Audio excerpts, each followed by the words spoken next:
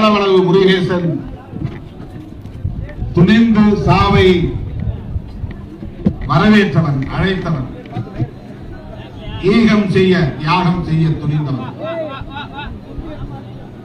சாதி வெறியர்கள் அச்சுறுத்தல் விடுத்த நிலையிலும் கூட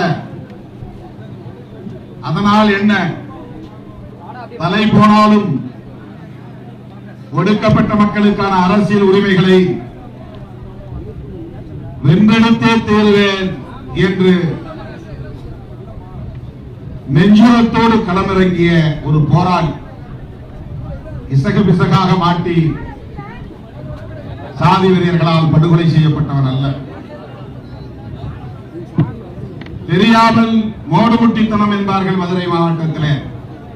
அப்படி எந்த விவரமும் இல்லாமல் மோடுமுட்டித்தனமாக போய்